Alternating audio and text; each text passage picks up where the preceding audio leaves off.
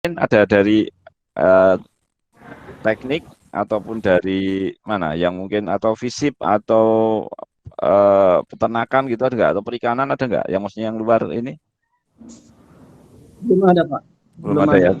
Sementara dari fisika mungkin ya MIPA sama TP ya. Yang dari teknik atau dari elektro atau gitu ada? Belum ada. Belum ada, Pak. Oh baik, oke terima kasih. Baik, apa namanya? Ini jadi untuk diskusi sore ini saya agak ini juga ya. Jadi maksudnya kira-kira mau seperti apa gitu. Uh, jadi, bentar ini. Nah mungkin dari sini saja. Ini saya ambilkan apa namanya? Dari ini masih apa namanya nampaknya masih masih belum selesai setelahnya saya siapkan apa namanya saya siapkan PPT-nya jadi ini oh maaf ini nanti ada ini permasalahan jadi mungkin secara umum apa namanya kita mungkin akan memulai dari peluang dan tantangan atau tantangan dan peluang ya, peluang dan tantangan penggunaan energi baru dan terbarukan di Indonesia itu seperti apa gitu. Jadi ini mungkin seperti overview lebih umum itu terkait peluang dan tantangan penggunaan energi baru dan terbarukan. Uh, apa namanya? Mengenai peluangnya ataupun permasalahan energi ya, itu insya Allah kita semua sudah paham bersama-sama.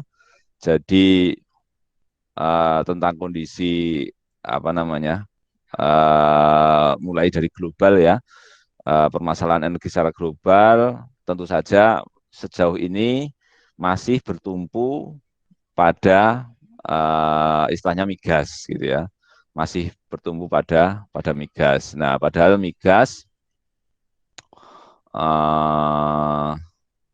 apa namanya? Nah, ini apa sharingnya nampak ya, muncul ya. Nah, slide share-nya nampak ya. Jadi ini mungkin permasalahan yang dari global, tapi di Indonesia saya rasa juga sama ya, sama.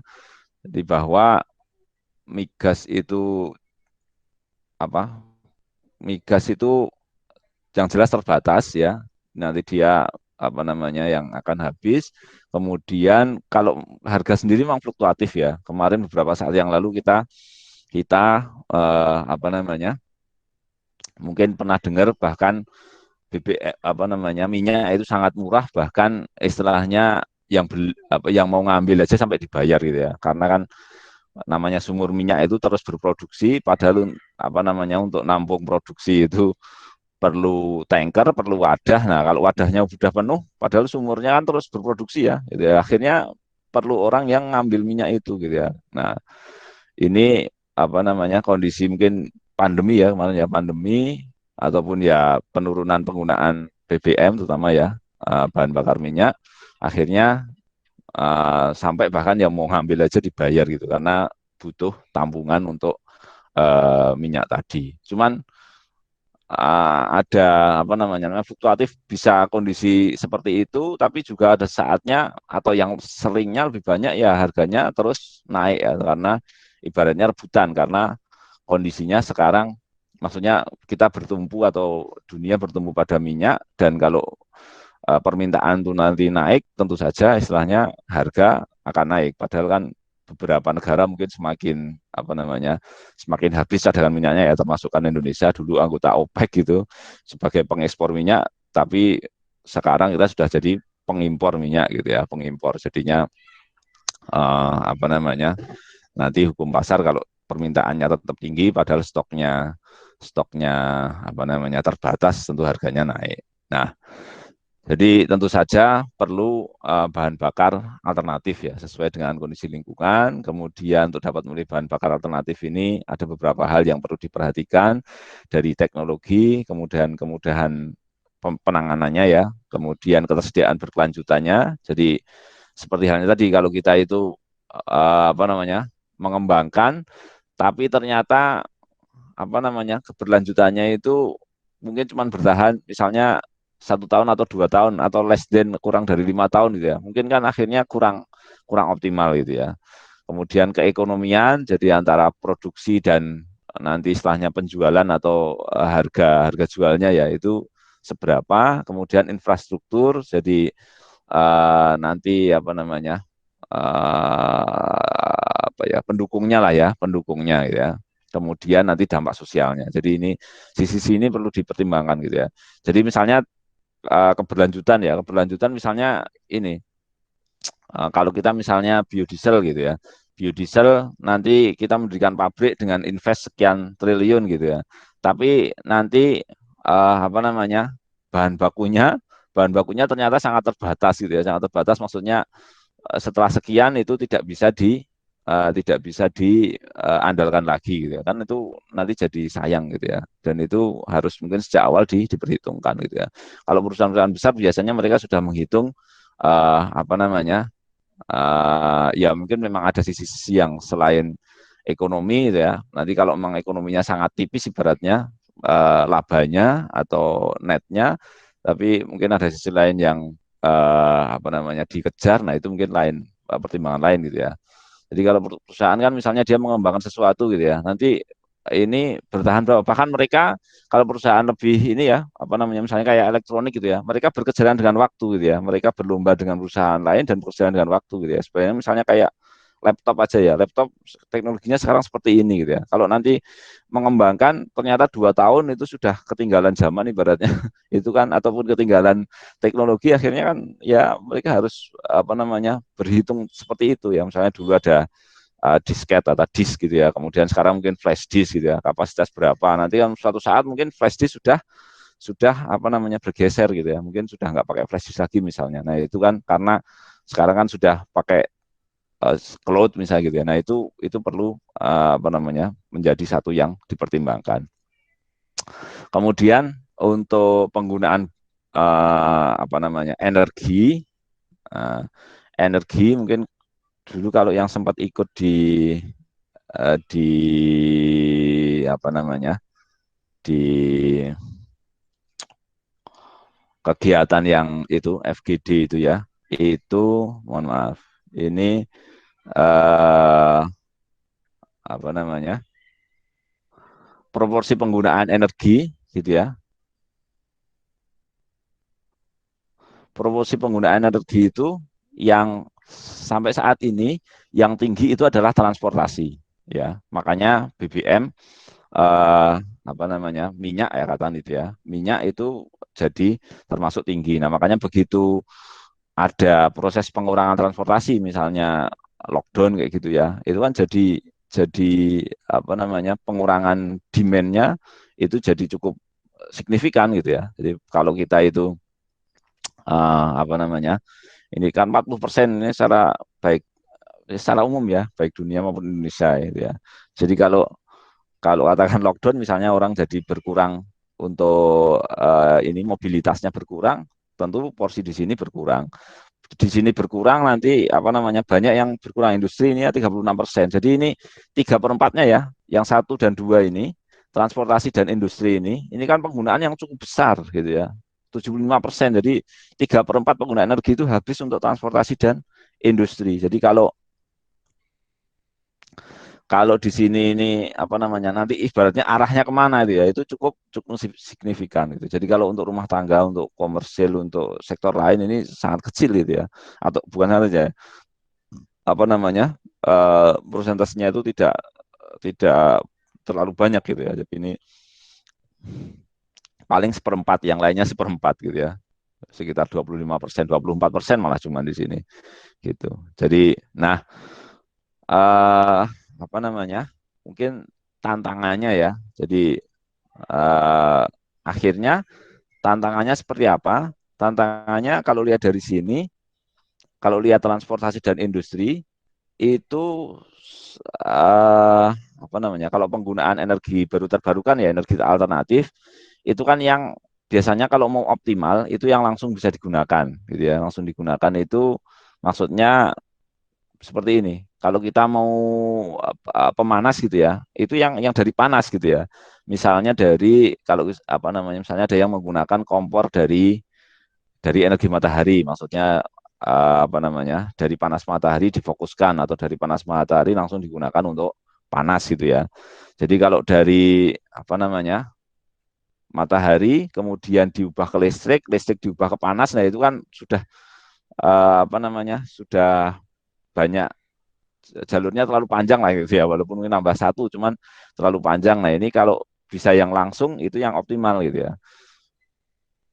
Nah kalau untuk dua hal ini transportasi dan industri, jadi kalau transportasi makanya penggunaan minyak itu kan dibakar itu kan langsung untuk apa namanya yang selama ini ya itu kan untuk menggerakkan mesinnya kan gitu ya, langsung untuk mesin ya mesin bakar gitu ya.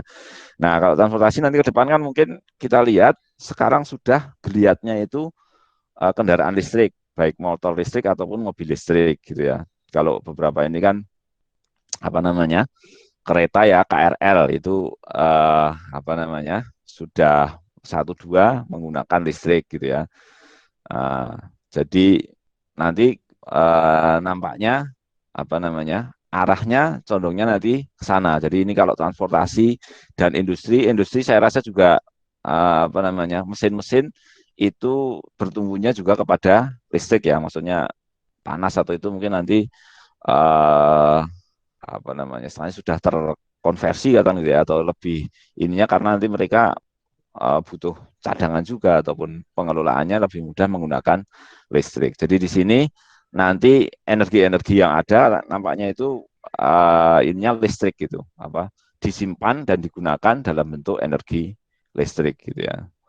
Jadi transportasi dan industri. Nah, selama ini listrik katakan dari PLN yang kalau kita rasakan pengembangan EBT atau penggunaan EBT itu belum atau kurang optimal gitu ya. Karena secara ekonomian atau secara sini PLN sendiri itu kan kalau disebut sudah cukup ya surplus energi sehingga dia kalau disebut harganya cukup murah juga gitu ya, cukup murah juga gitu. Listrik ya, itu cukup murah juga sehingga misalnya untuk sel surya itu kalau keekonomian banyak yang mengakui atau disebut kalau secara ekonomian belum apa namanya istilahnya BEP-nya masih terlalu lama gitu ya. Mungkin kalau misalnya katakan saya gitu ya atau kita gitu ya, kita memasang sel surya di rumah gitu ya, itu mungkin BEP-nya mungkin baru 5 tahun itu baru BEP. Padahal nanti di dalam 5 tahun itu mungkin sudah harus mulai mungkin 2 tahun harus ganti aki misalnya kayak gitu ya. Jadi sel surya untuk listrik ya, listrik ini kan mungkin nanti terutama digunakan yang mudah ya, itu digunakan untuk lampu gitu ya, lampu penerangan itu apa namanya tadi kalau selama katakan sampai apa namanya mencapai BEP itu di perjalanan sudah butuh butuh maintenance yang uh, istilahnya itu ya kalau disebut tidak murah juga gitu ya. Misalnya harus ganti aki gitu ya tadi ya. Nah, jadi selama ini kalau disebut kurang optimal ya dalam ininya dalam penggunaan ya EBT di Indonesia itu salah satu karena memang PLN sendiri so far itu sudah apa namanya sudah bisa mampu menyediakan energi yang kompetitif gitu ya harganya cukup kompetitif sehingga apa namanya ya tadi efeknya kalau secara ekonomian kalau kita menggunakan energi alternatif itu masih kalah gitu ya. Apalagi kalau skala kecil gitu ya. Mungkin kalau yang ini maunya skala besar gitu. Kemudian yang kedua, jadi maksudnya gini, tadi kalau ke depan itu apa namanya kendaraan listrik, maka mau nggak mau nanti penggunaan listrik cukup banyak. Nah, disinilah tantangannya gitu ya. Jadi PLN nanti harus bisa apa namanya harus bisa menyediakan ataupun mampu gitu ya. Kalau memang kendaraan listrik ya siap gitu, harus siap gitu. Jadi termasuk kalau kita cermati beberapa perusahaan otomotif yang apa namanya besar gitu ya, itu apa namanya belum langsung merubah ke kendaraan listrik katakan, itu karena mungkin pertimbangan eh, kesiapan infrastruktur dan nanti ketersediaan suplai energinya juga. Jadi beberapa perusahaan besar mungkin masih apa namanya belum langsung ke listrik tapi masih hibrid gitu ya, masih hibrid jadi antara BBM minyak sama listrik gitu. Jadi misalnya kayak Toyota gitu ya, Toyota itu mungkin belum langsung itu karena nanti selain apa namanya kalau full itu harganya cukup tinggi ya, cukup besar gitu, mungkin belum terjangkau awam. Kemudian nanti kalau memang sudah ke situ semua, kira-kira apakah sudah siap belum gitu infrastruktur ya? Katakan untuk ngecas itu, misalnya kita jalan ya kalau di Jakarta mungkin sudah ready gitu ya, tapi begitu jalan ke Purwokerto nanti kira-kira kalau di sini apa namanya fasilitas ngecasnya ada atau belum? Nah itu yang nanti akhirnya harus apa namanya global. Nah hal seperti ini tentu saja tadi ada pertimbangan atau ada poin kebijakan gitu ya, kebijakan di tingkat pemerintah gitu ya, di policy itu harus mendukung gitu. Baik, saya rasa ini mohon maaf tadi saya tanya waktunya tapi ternyata apa namanya uh, mungkin kelebihannya banyak gitu ya, sudah 24 menit dari jam 16. Saya rasa mungkin itu sedikit yang bisa saya sampaikan, mungkin apa namanya bisa menjadi trigger ya untuk diskusi. Demikian, mohon maaf atas segala kesalahan, saya kembalikan kepada moderator. Baik Pak, terima kasih Pak atas pemaparannya mengenai energi tadi. Nah, bagaimana nih untuk energi sendiri, teman-teman? Apakah ada yang bertanya atau mau sharing? Sangat disarankan, sangat diperbolehkan. Nah, kalau mau bertanya ataupun mau sharing, kita boleh open mic ataupun lewat komentar bisa. Gimana dari teman-teman? Apakah ada yang ingin didiskusikan atau apa mengenai energi tadi? Mengenai permasalahan tentang tantangan, apalagi kan di masa pandemi ini ya, tentang apa tantangannya yang cukup. Tadi yang apa energi paling besarnya ya di lebih ke transportasi sama industri.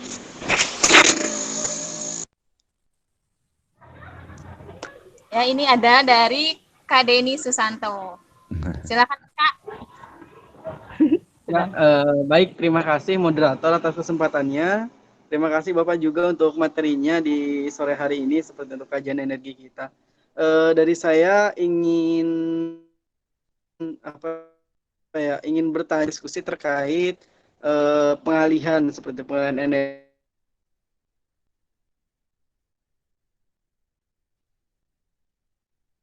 Duh, kok putus ya?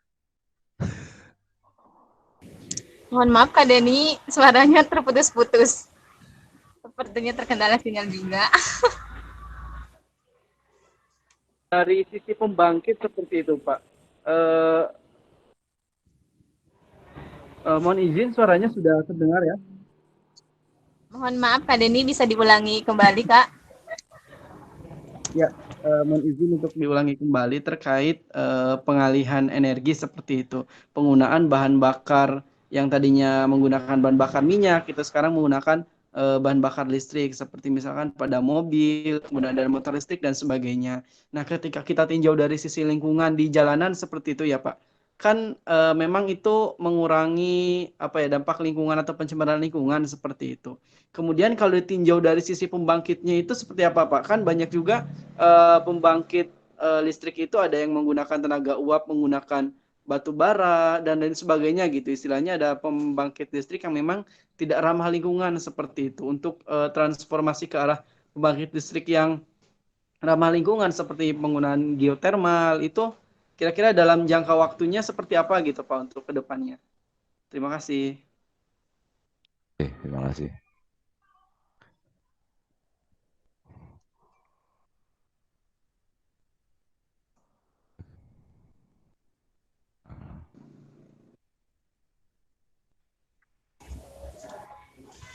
Sepertinya untuk mengefisienkan waktu karena yang lain juga belum bertanya, mending apa dari Bapak mau langsung dijawab Pak? Langsung ya. Ya boleh. Oke, baik. Jadi kan tadi kita singgung bahwa nampaknya ke depan itu tadi yang bahwa karena dominasi transportasi, kemudian transportasi itu apa namanya lebih ininya listrik ya. Nah akhirnya kan bagaimana menyiapkan atau kita produksi listrik tapi yang ramah lingkungan, kira-kira kan seperti itu.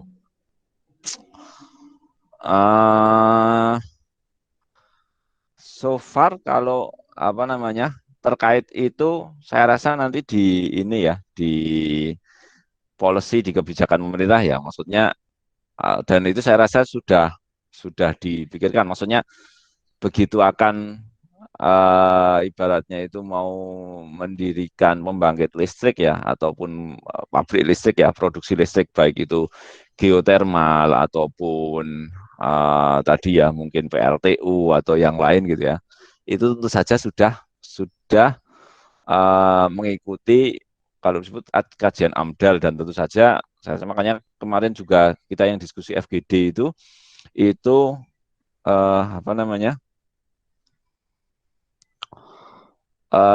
undang-undangnya gitu ya. Jadi regulasinya itu nanti yang akan menjadi ibaratnya acuan atau patokannya. Jadi ya istilahnya yang dipegang itu nanti regulasinya. Nah makanya regulasi itu yang bahas kan di sana ya mungkin di DPR itu ya. Jadi yang menetapkan undang-undang ya membahas undang-undang itu nanti di DPR. Kemudian ya tentu saja mungkin masukan dari pemerintah eksekutif ya dan mungkin minta banyak apa namanya masukan termasuk kemarin kan yang dari unsur dari kita kan juga diminta istilahnya mungkin berikan masukan lah gitu ya.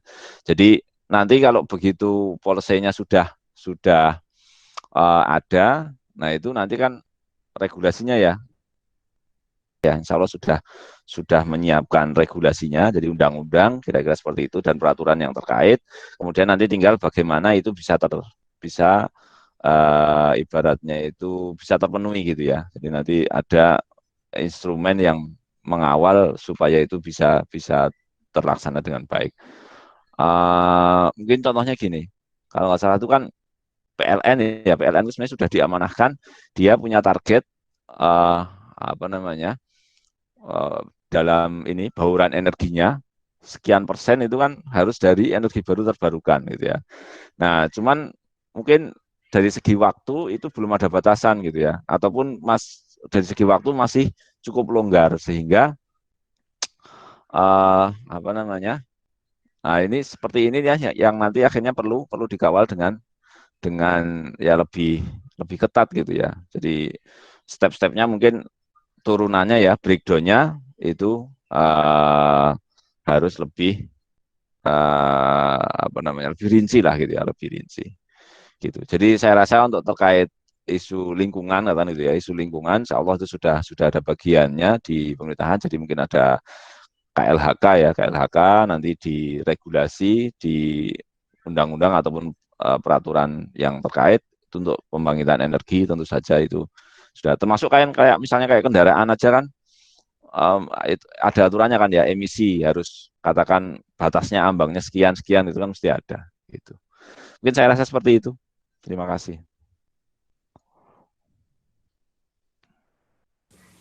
Baik Pak, terima kasih. Gimana Kak Densus? Ada yang mau ditanyakan lagi apa gimana? Ya, terima kasih Bapak untuk jawabannya. Sepertinya dilanjut pertanyaan yang lain dulu, Mbak Titin. Terima kasih. Baik, terima kasih Kak Deni. Selanjutnya ini ada pertanyaan dari Mas Yoga Aditya. Silahkan Mas di open mic.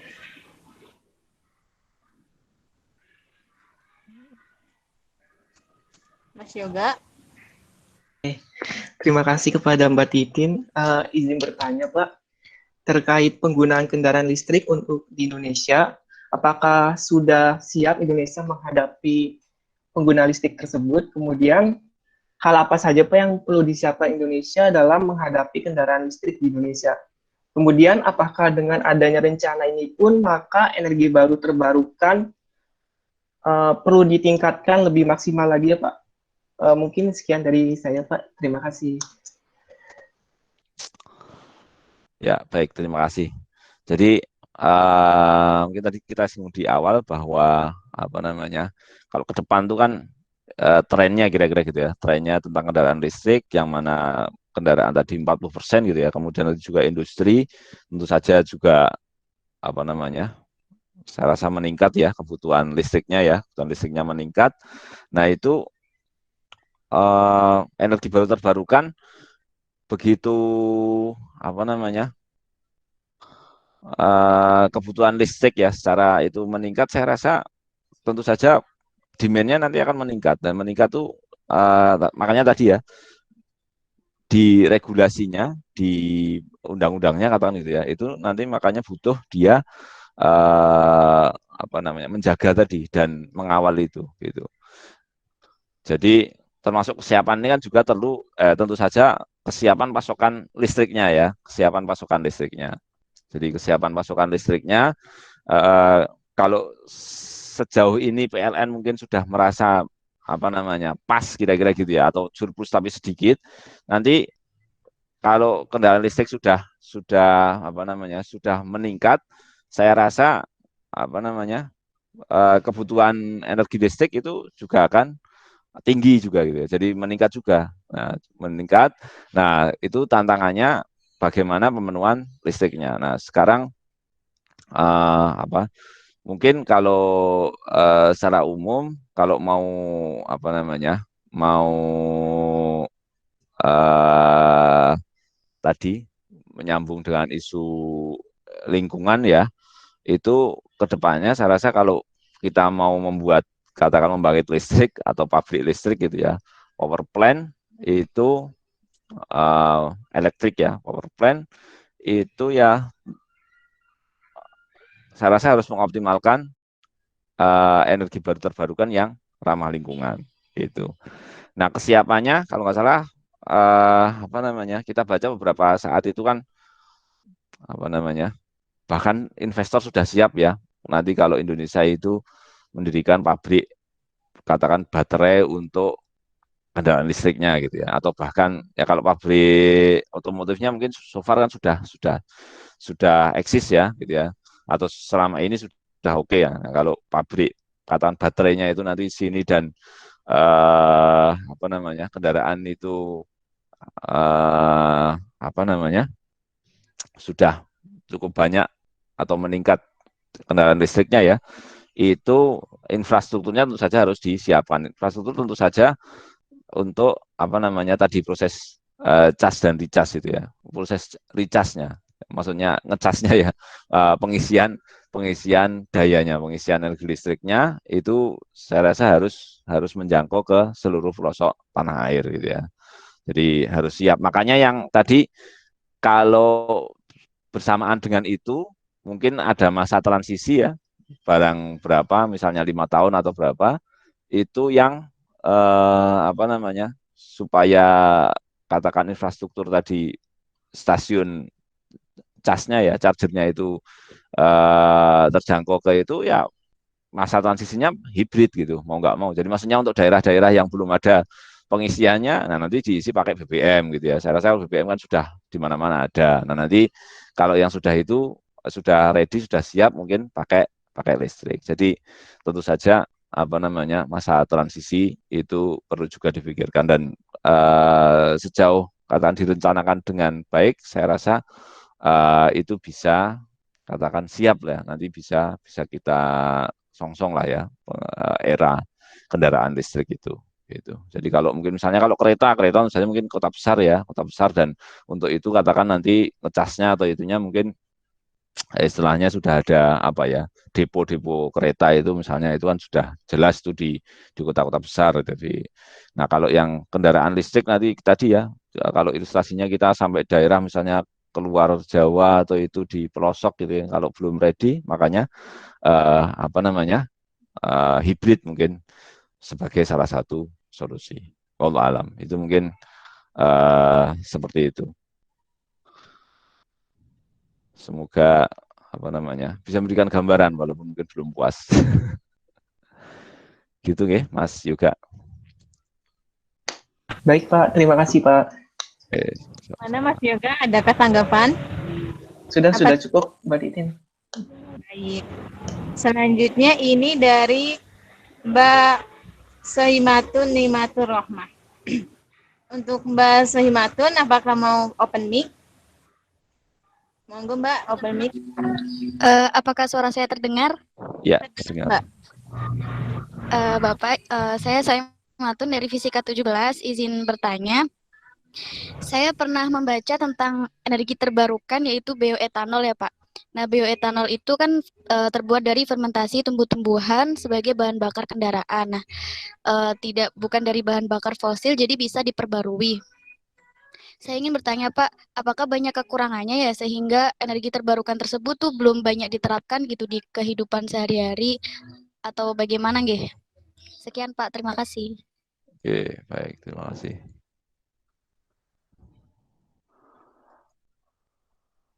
Baik, tadi terkait dengan apa namanya bioetanol atau yang itu, tadi mungkin sudah saya singgung ya.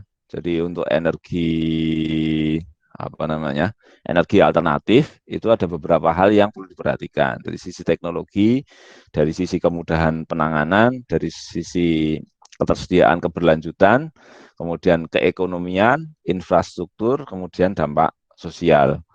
Apa namanya? Jadi ini kenapa kalau bioetanol itu belum banyak? Tapi kalau rasanya kalau eh, apa namanya solar bio kan sudah banyak ya di itu. Kalau solar ya, maksudnya so far kalau kita mungkin pakai roda dua sepeda motor atau mungkin kalau kendaraan apa namanya kendaraan roda empat yang itu mungkin banyakan yang bensin atau pertalite ya atau pertamax ya. Maksudnya mungkin sedikit yang apa namanya pakai biodiesel. Nah, biodiesel kan mungkin kendaraan diesel ya, kendaraan diesel mungkin banyak kendaraan dan besar. Itu kan kalau kita di SPBU kan sudah ada itu bioetanol. Tapi oke, apa namanya? Kenapa itu belum menjadi main ini apa namanya? Untuk suplai atau pemenuhan kebutuhan sejauh ini. Nah, ini saya rasa apa namanya? Di antara faktor-faktor ini ya, faktor-faktor apa? Untuk pemilihan bahan bakar alternatif ini ya Allah alam saya sendiri kalau bioetanol mungkin kurang begitu mendalam kenapa istilahnya belum 100% gitu ya belum 100% itu ataupun belum sampai menguasai sampai 80% kalau gitu ya dengan bioetanol tadi atau biodiesel mungkin itu ya bioetanol mungkin ya bioetanol Allah alam itu kalau sampai yang kendaraan bensin apa ada sejauh saya tahu itu kan untuk yang itu ya ini ya biodiesel tadi ya itu kan sudah ada. Nah ini jadi sisi teknologinya, sisi penanganannya, kemudian ketersediaan keberlanjutan, apakah mungkin kalau kita buat pabriknya 2 kali lipat, tapi ternyata pasokan apa namanya untuk yang diolahnya itu sedikit kan akhirnya juga nggak bisa banyak. Nah itu termasuk juga apa namanya pertimbangan ataupun mungkin bagian ya dari penyebab ini. Karena misalnya nyambung ke dampak sosial karena mungkin misalnya apa namanya tumbuhan yang diolah itu apa tidak khusus untuk diolah menjadi bioetanol saja maksudnya ada mungkin kebutuhan-kebutuhan lain yang misalnya ya kalau ekstrimnya bahkan sampai berlomba dengan konsumsi manusia nah itu kan akhirnya apa namanya jadi dalam tanda petik kayak kontraproduktif gitu ya misalnya kayak ngolah dari misalnya ya ekstrim misalnya dari padi atau dari jagung ya itu jadi konsumsi aja gitu ya hanya kan apa jadi kurang gitu ya jadi kurang ini nah nanti kalau yang tadi ya pasokan sumbernya itu dari bahan-bahan yang ternyata tidak bisa banyak ya akhirnya yang dihasilkannya cuma segitu saja gitu ya terdampak nah ini memang nah apalagi kalau kita apa namanya kita lihat isu terkini terakhir itu hutan itu kan pengurangannya cukup signifikan ya. Jadi maksudnya hutan yang dulu baik di Sumatera, di Kalimantan, di mungkin Sulawesi, di Irian, di Jawa bahkan itu ya, itu pengurangannya dari sekian katakan misalnya sekian hektar itu ya, itu cukup signifikan. Nah ini apa tadi yang diolah menjadi bioetanol itu sumbernya apa? Nah kalau sumbernya itu pasokannya tidak stabil, tidak apa namanya tidak berkelanjutan akhirnya ya produksinya ya ibaratnya segitu-segitu saja gitu. Nah, kalau memang mau serius dan itu nanti misalnya efektivitasnya tinggi ya, misalnya dari sekian kilo apa namanya bahan sumber gitu ya, dari misalnya dari biomasa atau itu ya, sekian itu sekian kilo nanti bisa jadi berapa liter tuh apa efisiensinya sudah meningkat cukup signifikan. Nah, itu nanti mungkin tergerak apa namanya pemerintah gitu ya, itu eh, ibaratnya lahannya itu ditanam untuk ini gitu ya. Tadi kalau misalnya bukan hanya di bukan hanya di tanamannya saja atau hasilnya saja ya, tapi di lahannya kan mungkin akhirnya berlomba dengan untuk pemenuhan kebutuhan manusia gitu. Jadi disinilah mungkin yang perlu kita apa namanya pahami bahwa tidak serta merta apa namanya misalnya tadi ada alternatif bioetanol tapi kenapa kok belum optimal? Nah itu ternyata banyak banyak faktor gitu ya. Nah salah satunya mungkin tadi di sisi apa suplai sumbernya ya, suplai bahan itunya, bahan yang diolah. Nah itu pun nanti rentetannya banyak gitu ya. Mungkin di lahannya itu rebutan dengan lahan yang lain, belum belum lagi apa namanya keekonomiannya gitu ya. Ternyata tadi keekonomiannya misalnya ternyata apa dengan minyak yang tinggal ngambil saja itu malah masih lebih mahal misalnya gitu ya, masih lebih mahal. Nah, itu kan ternyata sekarang sampai saat ini misalnya subsidi untuk bioetanol itu masih lebih besar gitu. Nah, itu kan kita kurang paham ya, maksudnya mungkin lebih detail kalau yang ada yang fokus mengkaji ini itu bisa memberikan gambaran lebih lebih detail, lebih rinci gitu ya. Misalnya sampai saat ini lahan yang digunakan berapa sehingga pasokannya sekian, kemudian efektivitasnya sekian sehingga produksi bioetanol secara gross misalnya untuk Indonesia sekian. Nah, itu kan nanti lebih rinci bisa apa namanya diungkapkan. Akan tetapi di sini secara umum gitu ya, mungkin saya melihatnya seperti itu. Wallahu alam.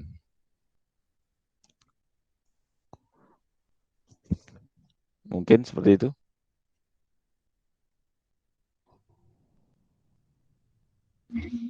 Iya Pak, baik. Terima kasih Pak atas penjelasannya.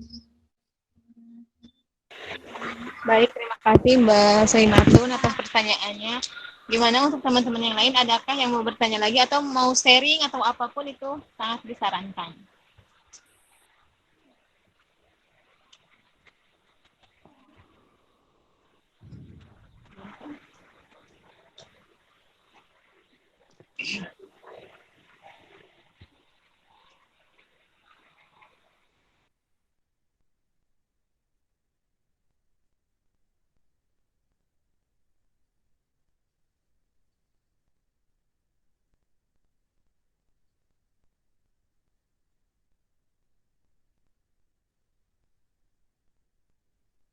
Ini ada yang ada yang mau tanya ya? Silakan, ya Mas Widad.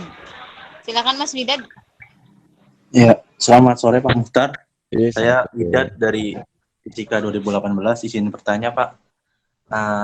Intinya saya mau minta pendapat Pak Muhtar aja sih tentang PLTP Gunung Slamet yang sampai saat ini belum ditemukan ya reservoirnya, padahal belum ditemukan itunya lah, intinya panas buminya. Padahal kalau dilihat dari reservoirnya sudah terlihat jelas banyak, antara lain di Batu Raden, di Guci.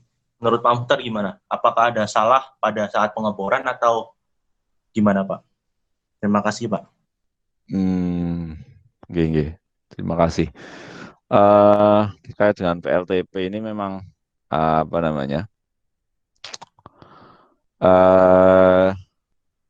Jadi kita melihatnya ini. Jadi kan masalah ini ya. Kemarin mungkin kita tidak banyak masuk atau itu ya memang ini tanya domain pemerintah pusat ya kan mungkin urusan besar sehingga kita tidak dan tidak diminta apa namanya istilahnya diskusi konsultasi gitu ya. Itu domainnya udah domain pemerintah pusat, istilahnya izinnya udah dari pemerintah pusat gitu.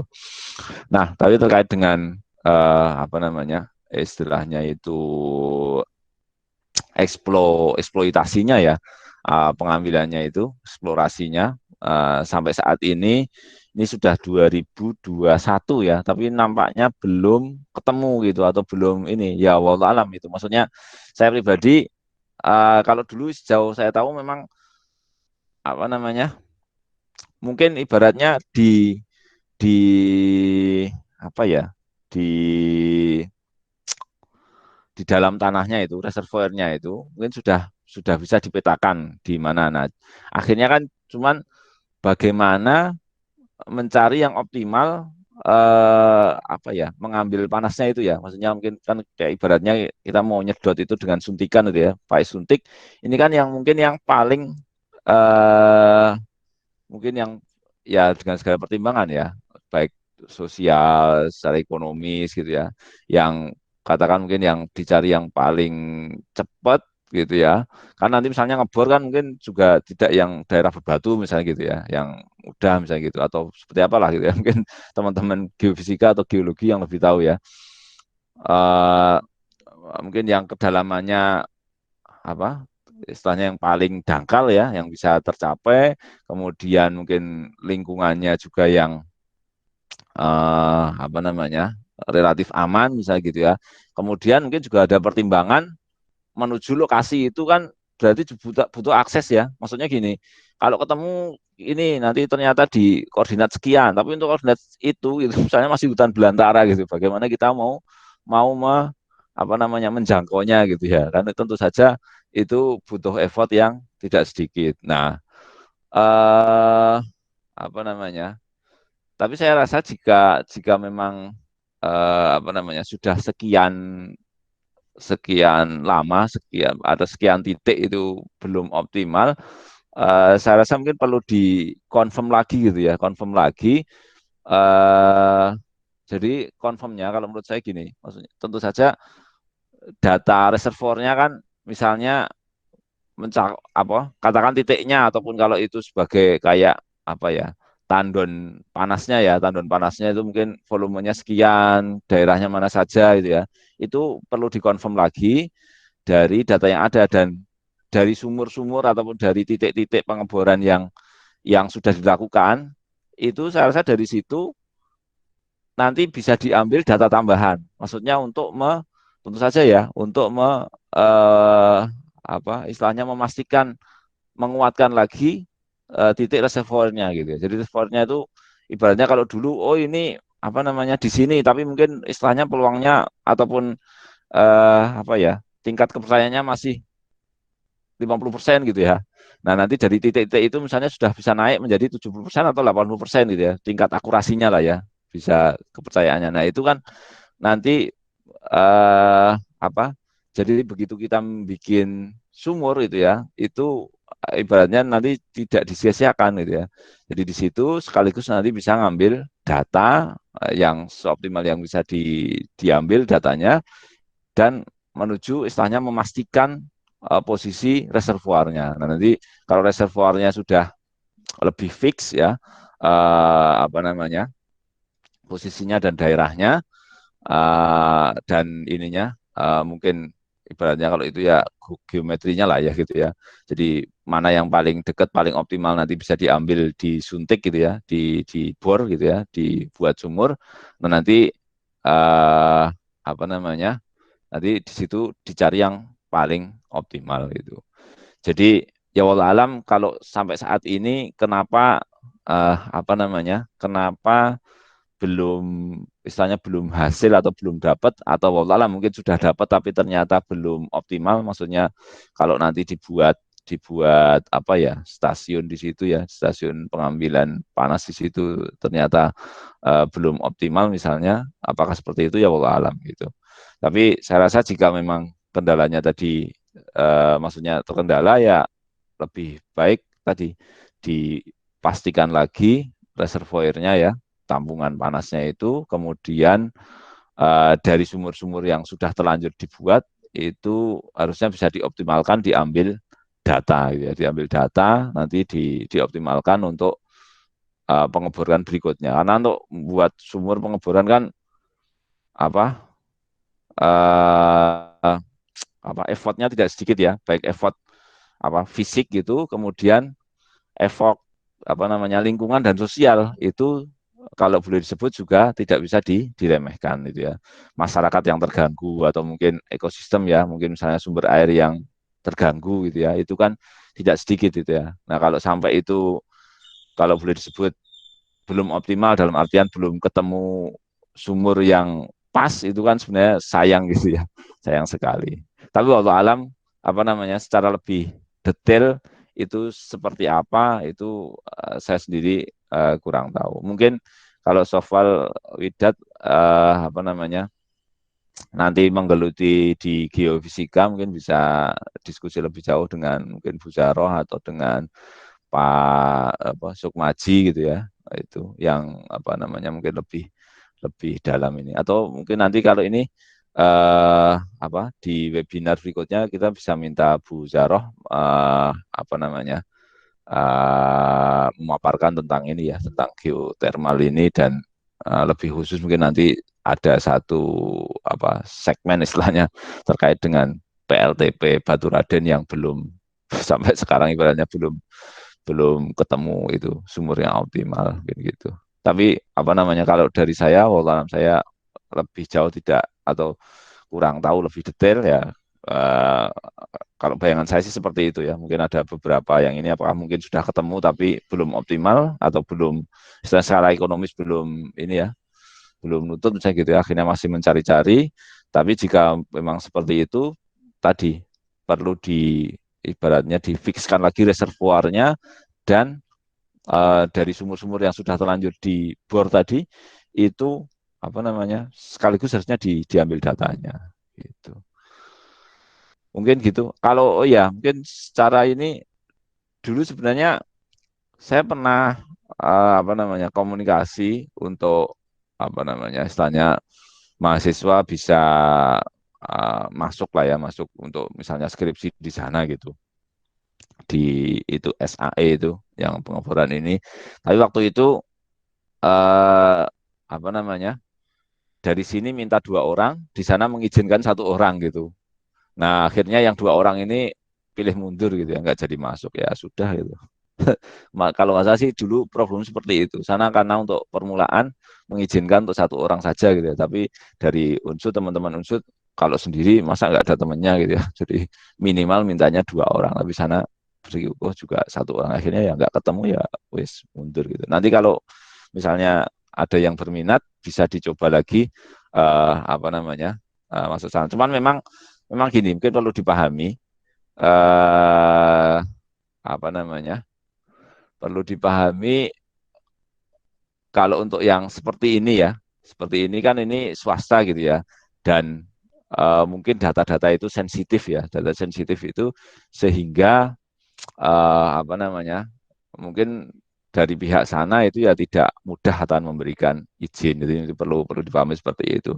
Juga mungkin kalau kita pernah dengar teman-teman yang skripsi ya di Antam misalnya atau kerjasama dengan Antam itu juga istilahnya tidak mudah dan beberapa itu mungkin data dapat tapi misalnya daerah mana itu tidak tahu gitu ya. Nah itu memang ibaratnya rahasia perusahaan gitu. Kita tidak, cuman nanti kita punya pengalaman mengolah data gitu ya. Misalnya ada data seperti ini, data mentah, terus kemudian nanti diolah, oh hasilnya seperti ini. Nah itu untuk teman-teman geofisika mungkin nanti ada pengalaman gitu, ada pengalaman. Cuma nanti itu data daerah mana itu rahasia perusahaan mungkin seperti itu. Jadi ini mungkin Nah termasuk mungkin wallahu alam ya.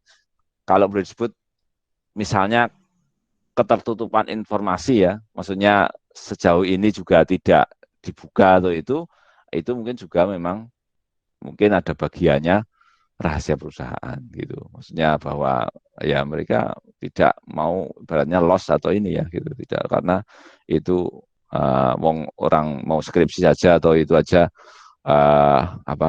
terbatas apalagi untuk yang ibaratnya yang umum yang nanti akhirnya bisa bahkan umum gitu ya itu mereka mungkin terbatas gitu. Jadi maksudnya kalau sejauh ini kita juga tidak tahu ibaratnya kok belum produksi atau belum itu mungkin memang juga dalam tanda petik memang policy mereka ya itu untuk keterbatasan membatasi informasi yang keluar. Wallahu alam mungkin seperti itu Mas Sofal Widat.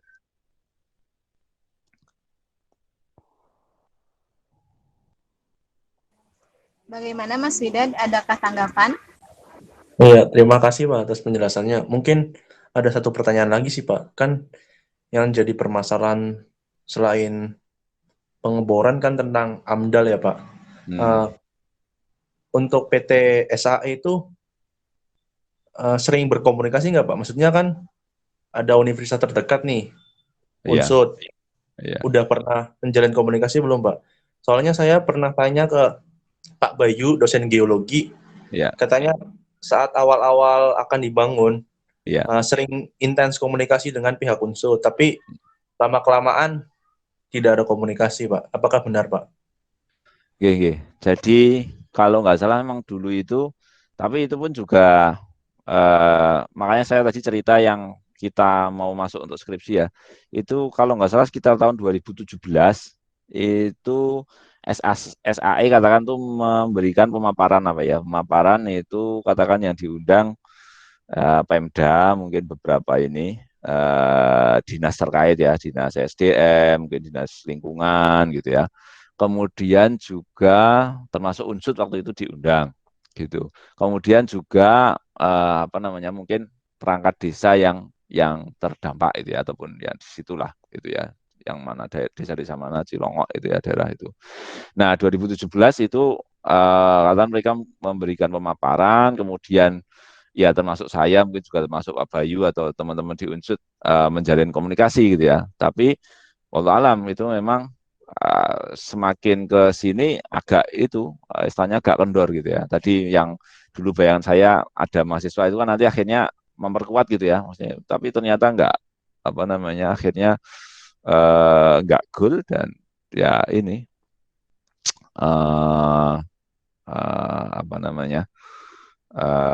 ya istilahnya jadi renggang lagi gitu, jadi renggang lagi. Nah tadi ya kalau posisi mereka untuk konsultasi atau ini ya, itu sejauh ini memang kalau disebut mereka posisinya tidak ini, maksudnya gini, tidak meminta kita sebagai partner untuk konsultasi. Jadi mereka sudah perusahaan profesional dalam artian ini, mereka sudah punya tim katakan atau mereka sudah punya konsultan sendiri gitu. Perusahaan konsultan sendiri yang kan kalau kayak kita bangun gedung ya, bangun gedung itu kan ada yang perencananya, ada yang nanti pelaksananya, ada yang nanti pengawasnya gitu ya. Nah, ini untuk katakan seperti ini pun saya rasa juga kurang lebih sama gitu ya. Mereka sudah ada juga konsultannya yang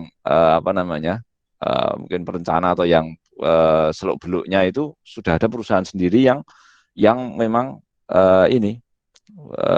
profesional sebagai konsultan katakan untuk nanti PLTP katakan gitu. Saya seperti itu.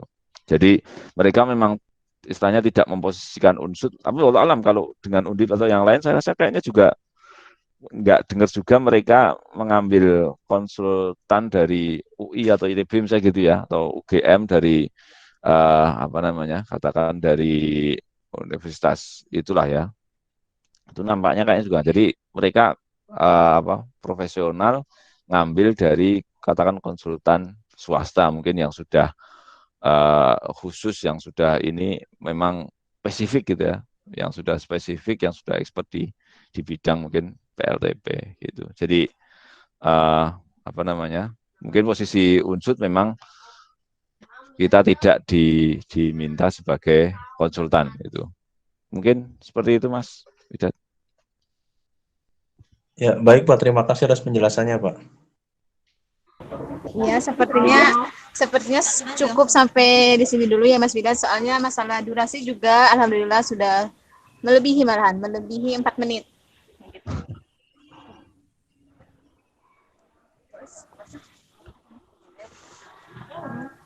Jadi dapat saya simpulkan ya mengenai kajian kali ini, adanya permasalahan seperti perlunya bahan alternatif yang sesuai dengan tuntutan lingkungan mengakibatkan pencarian mengenai energi terbarukan. Nah, energi paling besar yang digunakan itu terdapat pada transportasi dan juga industri. Nah, di mana ada pun hambatannya yaitu mengenai tentang kecepatannya atau teknologi dan juga pendanaan seperti itu.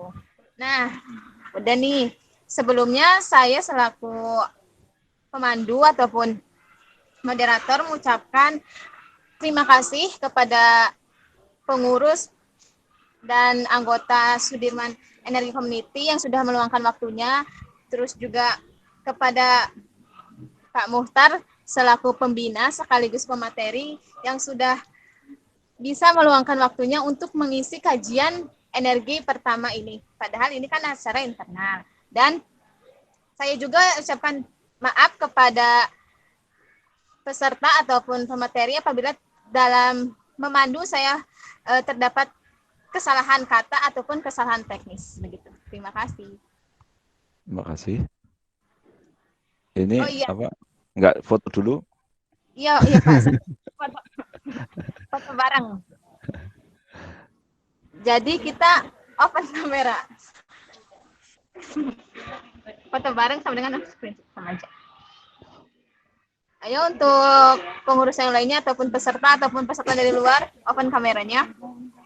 Nah, ada Mas Yoga yang nanti yang akan memoto secara online.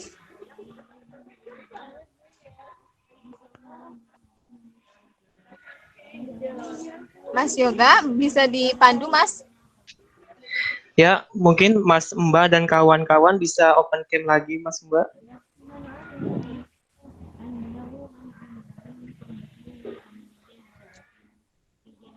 Oke, saya mulai sekarang ya.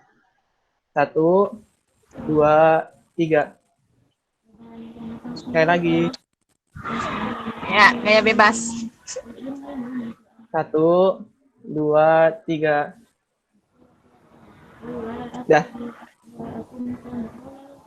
Terima kasih, Oke. Pak. Terima kasih. Baik, terima kasih. Terima kasih Pak, untuk materinya. Terima kasih. Berarti udah cukup ya. Pamit ya. Ya, Pak. Terima kasih, Pak. Terima kasih banyak. Baik. Assalamualaikum. Waalaikumsalam. Waalaikumsalam warahmatullahi wabarakatuh.